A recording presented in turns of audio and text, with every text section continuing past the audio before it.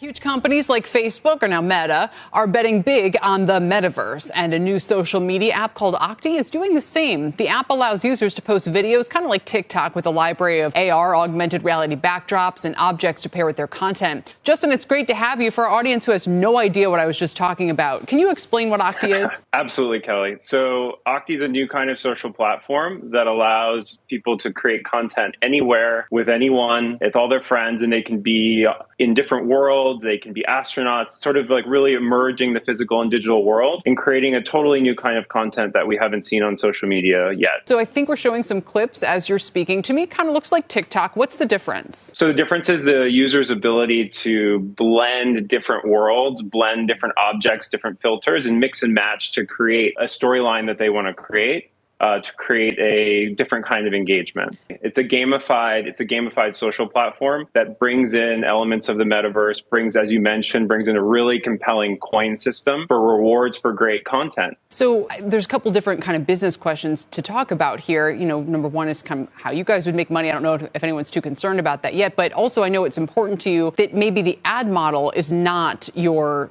business model. Exactly. Explain that choice and what that means. So, I mean, it's a traditional sort of TV ad model has been all over social media, and that's really the only model that we've seen with any of the major platforms.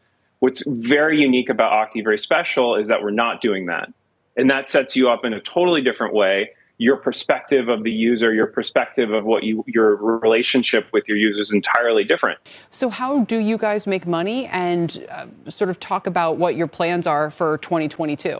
Sure. So we make money when users actually buy things. So we make either digital or physical goods. We make money.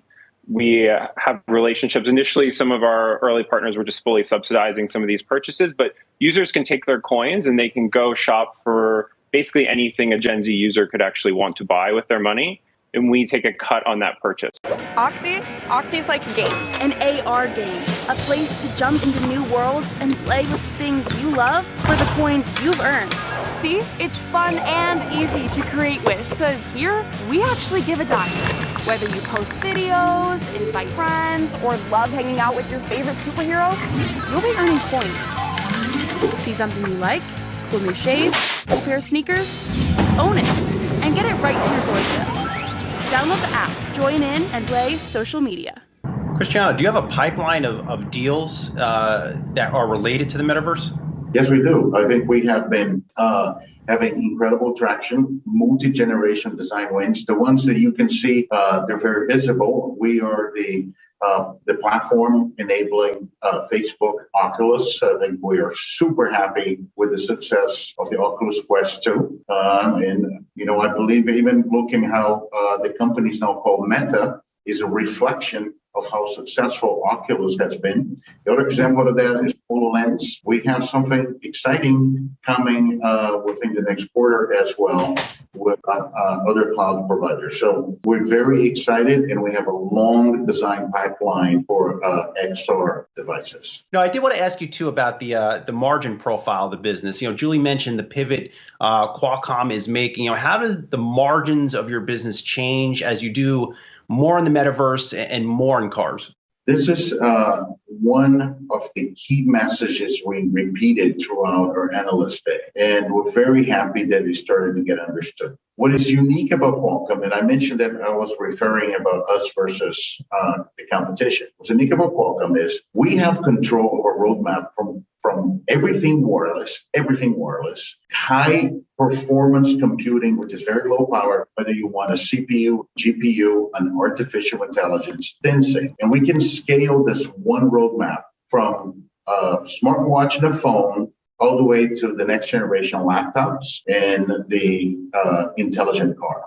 One thing that we did, if you went to our analyst day, I think in 2019, we talked about the long-term goal of a margin profile for a semiconductor business to be 20%.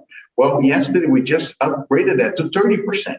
And we said 30% plus. So diversification is really increasing the margin profile of the company.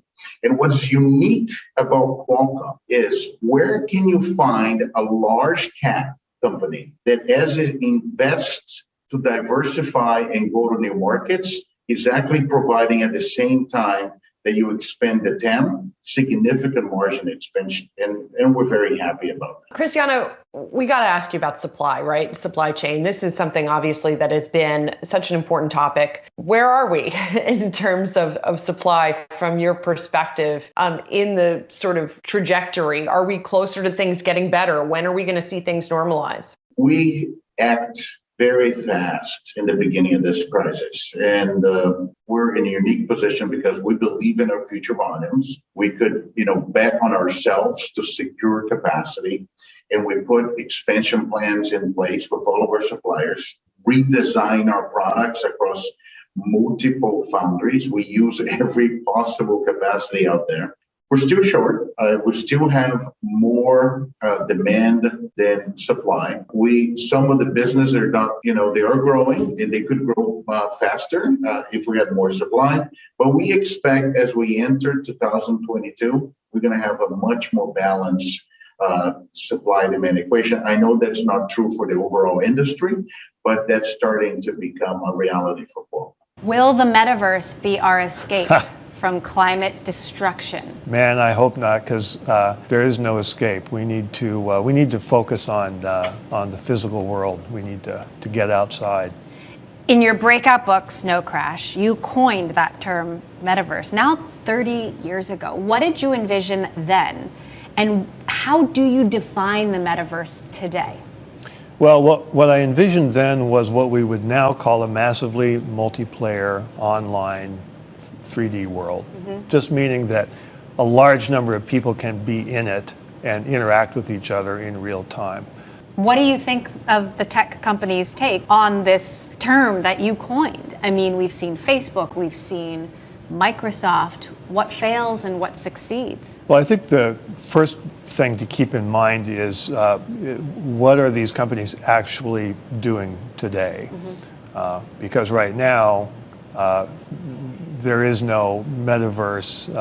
Facebook is running Facebook and WhatsApp and Instagram, but they don't actually have a product that looks like the metaverse yet, and they probably won't for a number of years. Do you trust Facebook? Now Meta. Do you trust Meta to do this? Depends on what you mean. Yes, in the sense that I think they'll probably build something, but I don't have a high opinion of their business model, which is all about getting people to use a free application or multiple free applications.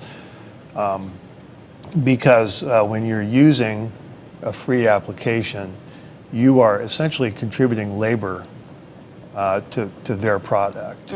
You're building their product for free, and what they're selling is your eyeballs.